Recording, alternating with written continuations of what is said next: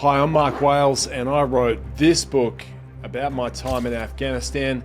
We lost the war, it was a total failure. Here's why it might make us lose the next war. Let's go.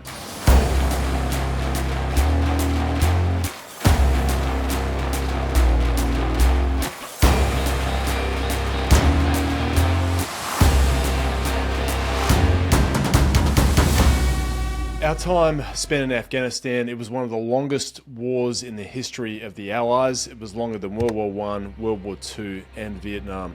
It could have been the shortest war in American history. It wasn't. Instead of that, we made serious mistakes. I'm going to talk about why we lost and what it means. I'm going to cover three areas. I'm going to talk about early mistakes.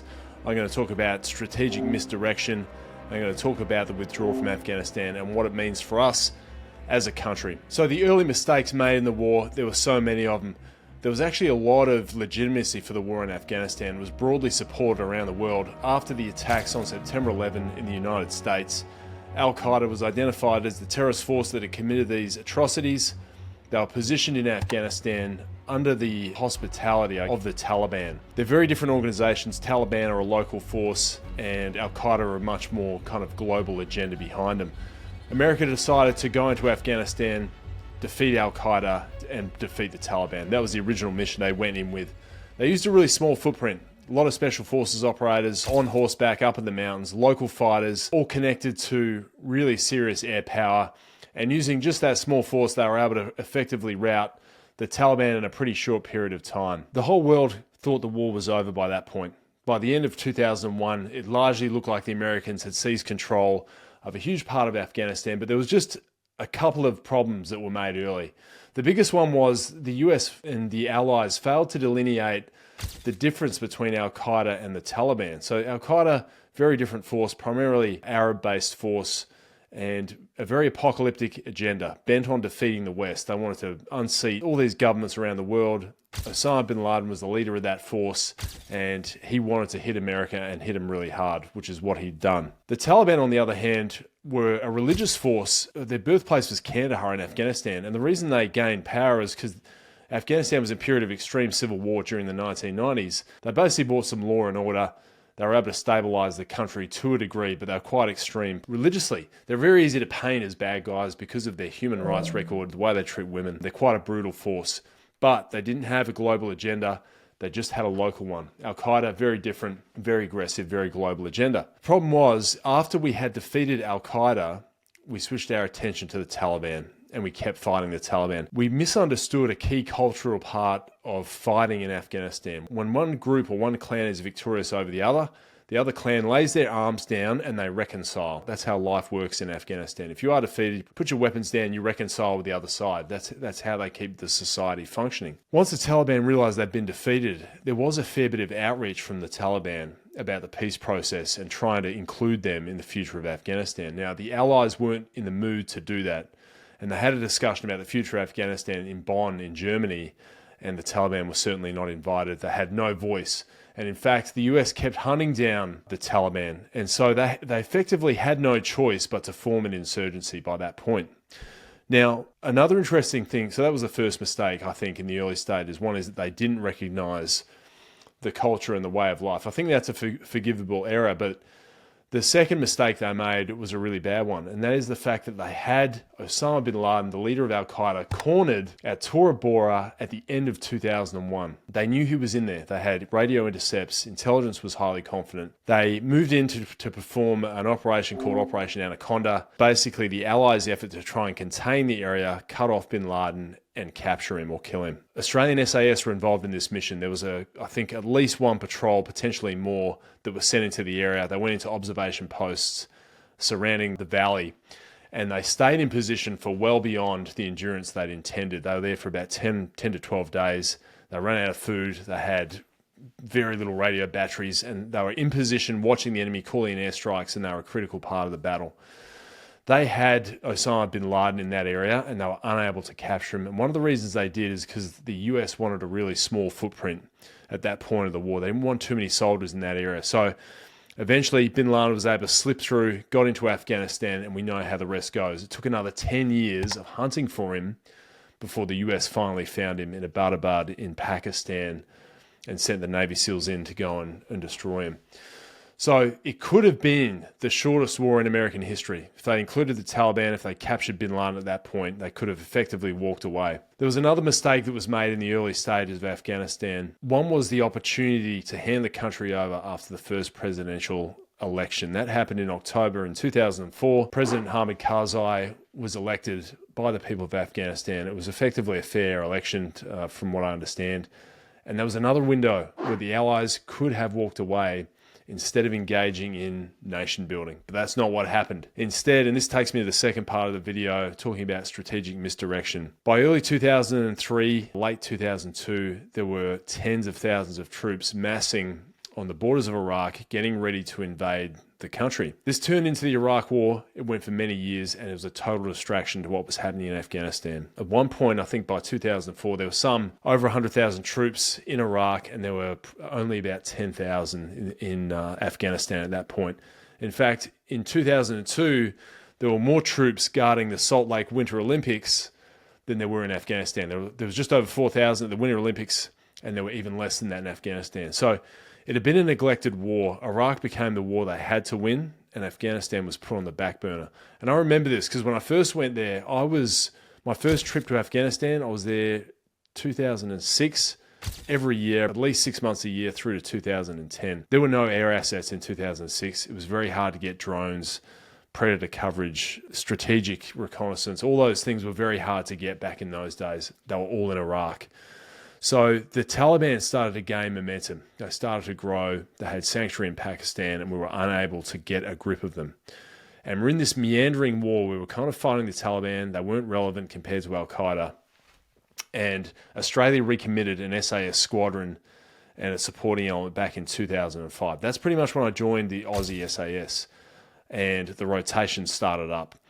The first tour of duty I went on was Rotation 5 in the middle of 2007, and that insurgency was in full swing. They were getting effective with improvised explosive devices. There was a lot of violence. They had full control of the valleys around our bases. I was shocked at how much control the Taliban had so close to our bases. I couldn't believe it.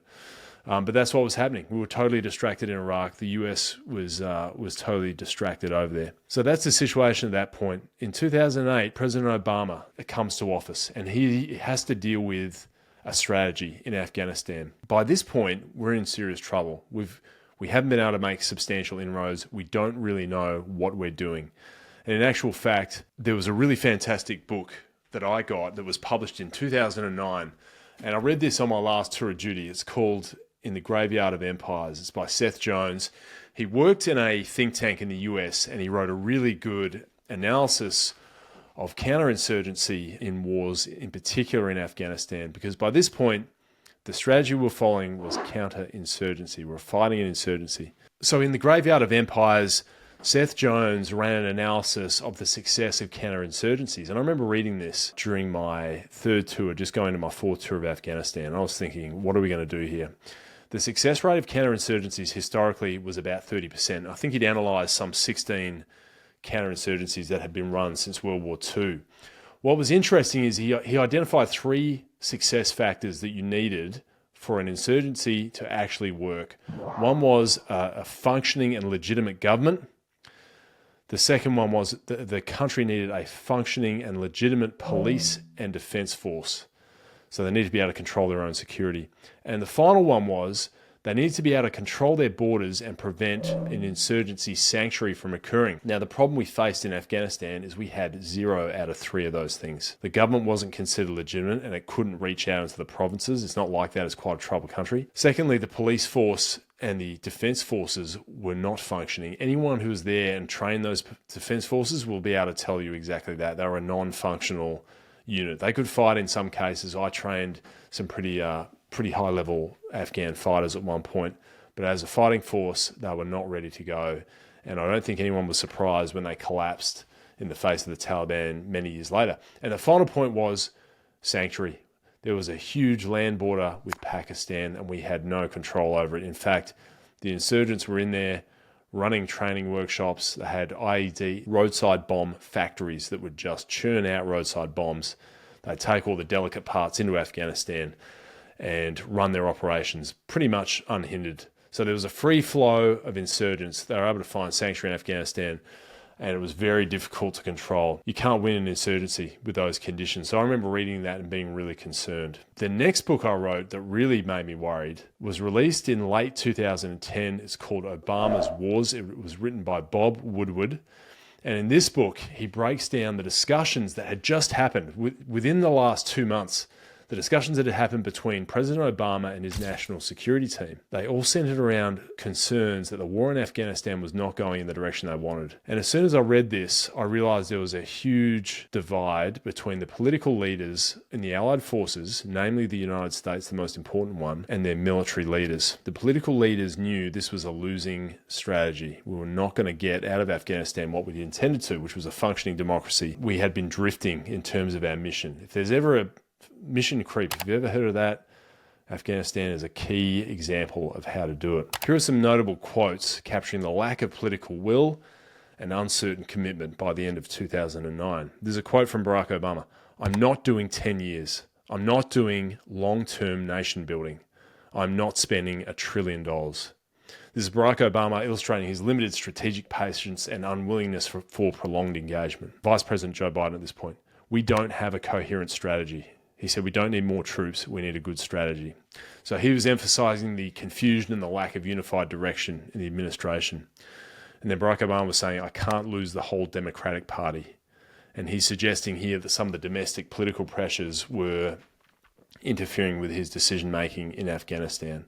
So these quotes all underscore how limited commitment, domestic political pressures, and strategic ambiguity significantly reduce the political will necessary for sustained, effective counterinsurgency in Afghanistan. So I read that book at the end of my 4th tour of duty, and I knew at that point we were done. There was no political will to be engaged in Afghanistan. Now, if you're an intelligence officer or you're a senior commander in the Allied forces or the Australian forces, my question to you is, this was publicly available information that pointed to a failing war. I don't know how you missed it. I didn't know what to do about it, and that's a fair point. I didn't know how to stop the train on its tracks. But to the military leaders out there and some of the political leaders, the writing was on the wall back in 2010 that this war was not going to end well. We should have made preparations back then to do exactly that. I even talk about it in my book, the psychological toll of combat operations, the impact it was having on soldiers. And I talked about how kind of repeated deployments to intense combat situations kind of led to a shift in my view. So I lost trust in the population, and I wrote this down, that a war like that will turn good men bad and bad men evil. So I just think we're on a losing track, and we kept going down that path for way too long. We all know how this ended. We had a total withdrawal from Afghanistan, and the Afghan National Army collapsed in a matter of days. In a matter of days. Once again, this is a huge intelligence failure and a badly organised withdrawal from the country. Whether you agree with it or not is another point of view. I think if they'd held Bagram Air Base, they could have used, that's a very strategically important area, especially in a future conflict. We don't have it now. I have friends that were in the withdrawal of Afghanistan, and they spoke to me about it. They were at Kabul at the airport, and from their account, a very shocking human tragedy, what happened. So going back to the start, this was a very long war, 20 years long, a couple of $1 trillion in effort. We lost 40 Australian lives. The US lost about 2,500 lives, many more wounded, probably tens of thousands of Afghans died. Also, we could replace the Taliban with the Taliban. So this is a total failure. Make no mistake. I don't know why no one talks about this. This is such a shocking failure for the West and Australia in particular. What does all that mean for the next war? For me, the entire world was watching how the US was going to respond to this. And I think they made the mistake, and I think it's a mistake, of believing the US doesn't have the resolve to handle these long conflicts. Did it have an impact on Russia's and Putin's decision to invade Ukraine? I don't really know. I haven't read any source material about that, but I'd be interested to know if it has factored into the calculations. The next question is what China chooses to do regarding Taiwan. Their calculation on the US response will be a huge part of their decision-making, and this could be responsible for either miscalculation or a major global conflict. So I think the withdrawal in Afghanistan, it was a failed war. It It was very long. It was very tragic. A lot of people I knew served there. A lot of people I knew were killed or injured there. It's a shocker. And I think you've got to own your failures, and you've got to understand why they happened, and you got to make sure they do not happen again, because next time it won't be a war in Afghanistan against a lower level adversary. It'll be a peer against peer war, and it'll be extremely serious, and we won't have the chance to warm up next time. That was my view. Afghanistan, what a tragedy. What a loss. I think if you don't take good lessons from that, I don't know what else you're going to do. Join me in my next video. There's going to be plenty more of stuff like this. Hope you enjoy it. See you soon.